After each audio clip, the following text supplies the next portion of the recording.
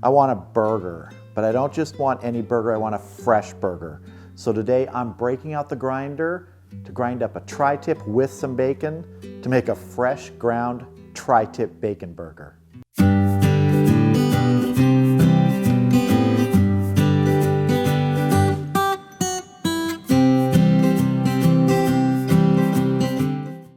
This burger is going to have bacon, but it's not going to have bacon on top of it. It's going to have bacon ground in with the meat. But I want to pre-cook this bacon a little bit and get it to AFS, acceptable floppy state. This is just regular bacon. I'm not even sure what brand it is. Nothing special. But I'm sure it's going to taste good, especially inside this burger. And I'm cooking up a full pound of bacon for this. The tri-tip is about 3 pounds that I'm going to be grinding up, so we've got about 4 pounds of meat. It's going to make a bunch of burgers, even though I'm only cooking up one today to show you. The family gets to eat the rest of them later. Working our way carefully towards acceptable floppy state here. I'm going to finish cooking up this bacon, then I'm going to set it aside to cool, then we're going to get our tri-tip ready for grinding.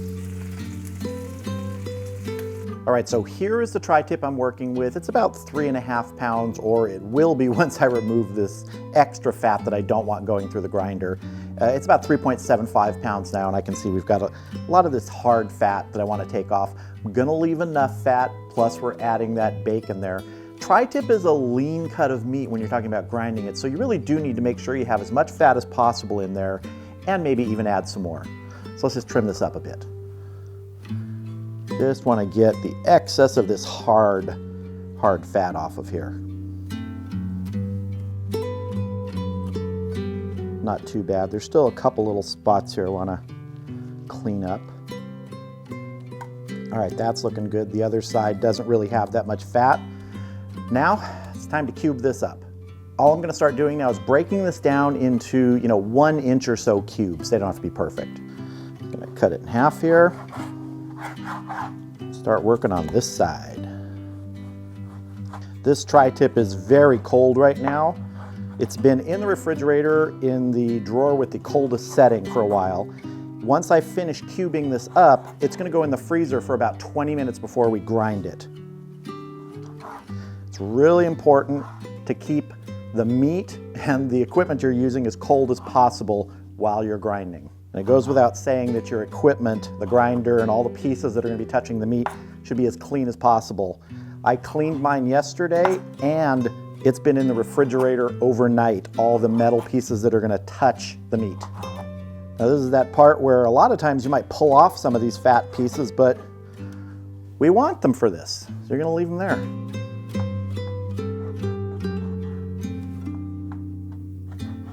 So we got some good fat inside here, inside the structure of the tri-tip. That's good. It's still a pretty lean piece of meat when you end up smoking it. It does have fat, but not as much fat as you would say in a chuck that you're going to grind up for hamburger usually. And we're going to be taking this through 2 grindings, both a large and a medium cutter. Last little piece cut. That's good. I'm going to get this in a bowl and in the freezer where it's going to chill for about 20 minutes while I get the grinder set up. All right, we are ready to get the grinder going. The tri-tip has been in the freezer for a little over 20 minutes. I just need to get the pieces of the grinder that have been in the refrigerator overnight hooked up now. They're really cold, which is good. It's what you want. First thing I need to do is put the auger in here. This is the cutter head that goes on behind the die, the grind wheel. And then this is the grind wheel we're using, this large diameter.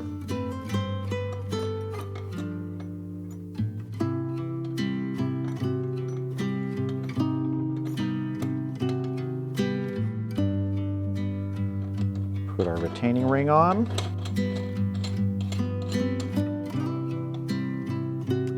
And we are ready to grind.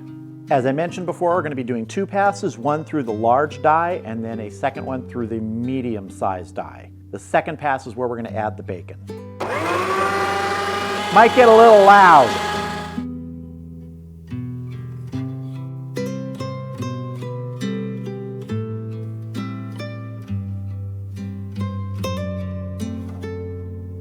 All right, this is our first pass. It's time to switch out the die. Just gonna slide the meat sideways. Make sure the grinder is unplugged. Unscrew our retaining ring. This is our old die. We're gonna put the medium-sized die in there. And the retaining ring goes back on. Now we're going to feed this ground tri-tip back through with pieces of bacon.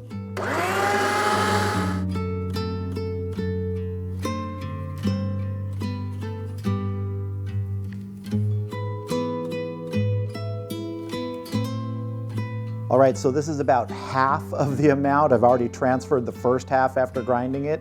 So what I need to do now is get this all together in a bowl, and it's going in the refrigerator, and it's gonna chill for at least a half an hour before we start making our patties. So here is our ground tri-tip and bacon mixture.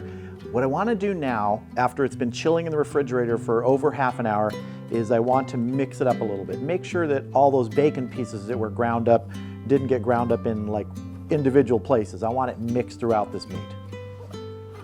So I'm just gonna distribute everything a little bit. It's a nice looking grind here. All the stuff from the bottom up to the top. And that's good. Now I'm just gonna start forming the patties. So I'm just gonna take, I don't know, a good amount here and start forming some burgers. I'm not using any form or anything this time. Just kind of going by eyeball. You know, something like that. I don't want to compress it too much. I want to keep that grind visible. It's just about that size. Let me do another one here. Again, some of these might be bigger than others. I'm just eyeballing. That's all right. Just want to form it just like that. That's the size and shape I'm going for. Now I'm going to hit each with a little salt and pepper.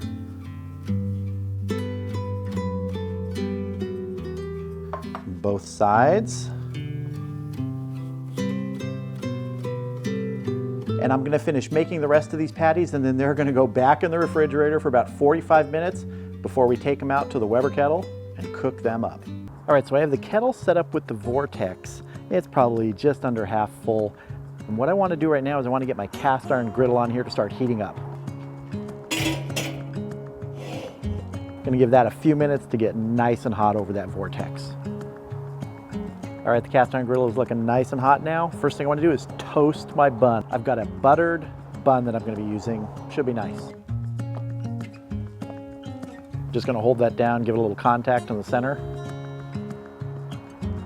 Not going to take long, just want to get a light toasting on it. I can tell you, just holding my hand over the griddle about 6 to 8 inches up, it's hot. That's why I love cooking with cast iron on the kettle.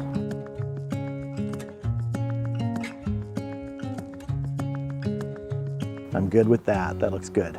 Let's see how this one's doing. There we go. Bun is done. Time to move on to the onions. Just want to grill up some onions there.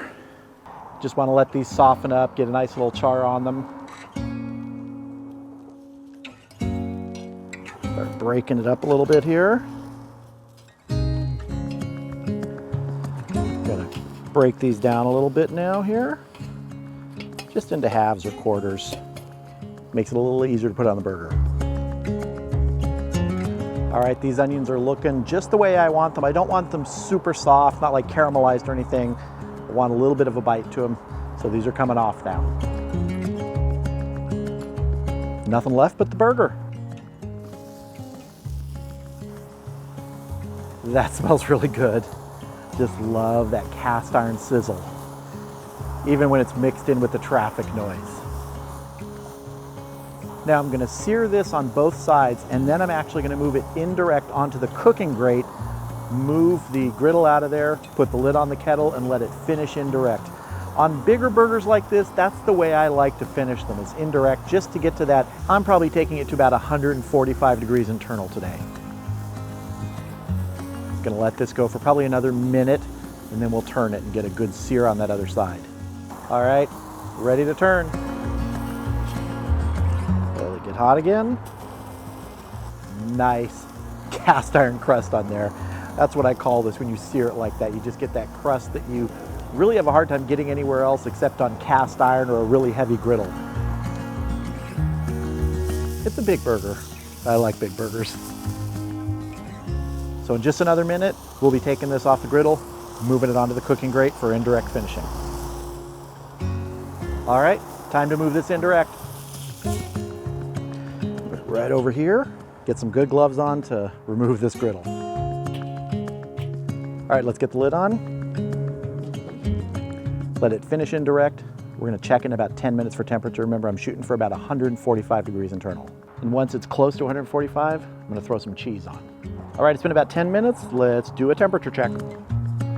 Just gonna come in from the side here. Let's see, it's right around 123. Okay, once we hit right around 140 is when I'm gonna throw the cheese on, so I'm gonna give it about 7 to 8 more minutes and see where we are. All right, it's been 8 minutes. Let's give this a look. Let's see what we find here. Oh yeah, I think we're gonna be good. We're moving pretty quick. 142, so moved a little faster. I need to get the cheese on this. Putting some pepper jack here, and I'm just gonna put the lid on for a couple more minutes to let that melt. All right, let's see how we're doing. Ooh, nice. All right, that looks good to me. I'm getting it off, getting it inside so we can build this burger. All right, here is our freshly ground tri-tip bacon burger with the pepper jack cheese on it. I've placed it on the bottom bun with some nice lettuce underneath. We're gonna go ahead and top it now with our onions, some avocado, and some barbecue sauce. It's a sriracha barbecue sauce. Let's put some of these nice onions on here. Gonna put some sauce on now.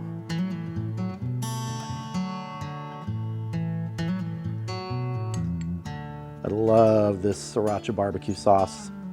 I think it's from Trader Joe's. A few pieces of freshly sliced avocado here.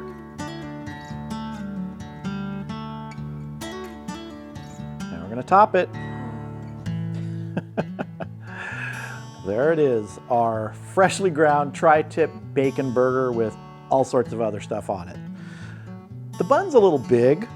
I could have made the burger bigger. I thought I was making it too big to begin with, but all right, no problem. Let's cut into this. Yes, I'm using my big slicing knife. I know it's overkill, but so what? I like it.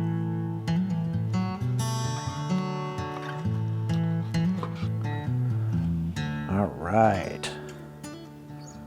That looks so... Did we catch the avalanche? Let's reassemble this. There. I could have left that out and put it in a blooper video. I'm leaving it in. That happens sometimes. The burger just avalanched right off the bun. It took the lettuce like a slide at an angle. It was trying to get out of here, but no chance. I'm eating it. It's time to taste. All right, there is every chance this is just gonna explode as I bite into it and sliding everywhere, and I got onions flying in my face, but I don't care. It looks great. That inside is cooked just right at that medium-ish, just underneath it to medium rare. I'm ready to go for this.